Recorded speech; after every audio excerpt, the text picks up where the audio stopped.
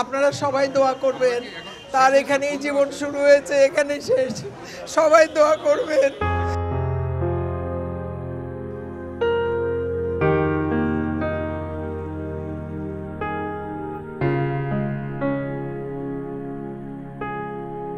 ফুলে ফুলে ছেয়ে গেছে শবদেহ, অশ্রুসিক্ত প্রিয় মুখ। ৭৯ বছরে থেমে গেলেন শিল্প ও শিক্ষার বাতিঘর হামিদুজ্জামান খান। ভাস্কর্যের সমান দৃঢ়তা নিয়ে তিনি প্রকাশ করেছেন জাতীয় ইতিহাস ও ঐতিহ্যকে। তাই তো তার বিদায়ে কেবল স্বজন নয়, যেন বেদনা ভারাক্রান্ত আজ চারুকলা অনুষদ।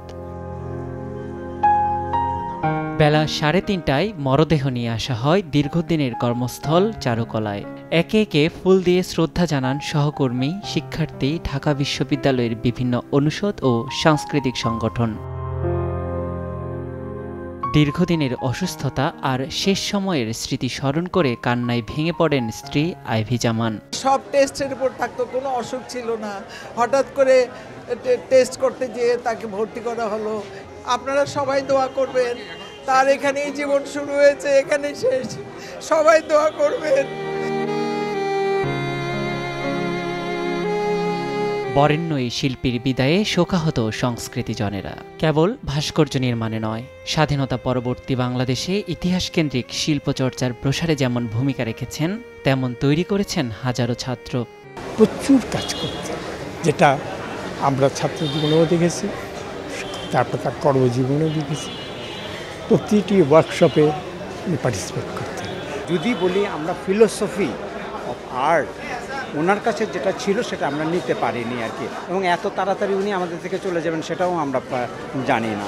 কীভাবে যে কাজ করেন এবং মানে একেবারে মনে হচ্ছে বিরতিহীন, এবং এই কাজের মধ্যে যে তার সাংঘাতিক একটা কমিটমেন্ট, তার একেবারে নিমজ্জন, এটা ভাবা যায় না আসলে। সেটা আমার মনে হয় তরুণদেরও এত কিছু শেখার আছে এরকম একজন বর্ষিয়ান শিল্পীর কাছে। বলিষ্ঠতা, তারপরে ভাস্কর্যে আধুনিকতা, এটা কিন্তু আমাদের এখানে উনি প্রবর্তন করেছেন এবং শেষ দিন পর্যন্ত করে গেছেন। আমরা আশা করি স্যারের এই স্মৃতি আমরা বিভিন্ন জায়গায় ধরে রাখতে পারব। উনি আমাদের দেশের যে ত্যাগ তিতিক্ষা, বিভিন্ন আন্দোলন সংগ্রাম, মুক্তিযুদ্ধ, মহান মুক্তিযোদ্ধাদের নিয়ে যে প্রেজেন্টেশনটা, সেটা অত্যন্ত আধুনিকভাবে তিনি প্রকাশ করার চেষ্টা করেছেন তার শিল্প মাধ্যমে। বাদাসর ঢাকা বিশ্ববিদ্যালয়ের কেন্দ্রীয় মসজিদে জানাজা শেষে মরদেহ নেওয়া হয় জন্মস্থান কিশোরগঞ্জে। সেখানে আগামীকাল বাদ জোহর তার শেষ ইচ্ছা অনুযায়ী নিজ ভূমিতে চিরনিদ্রায় শায়িত হবেন এই শিল্পী। নিয়াজ শুভ, সময় সংবাদ, ঢাকা।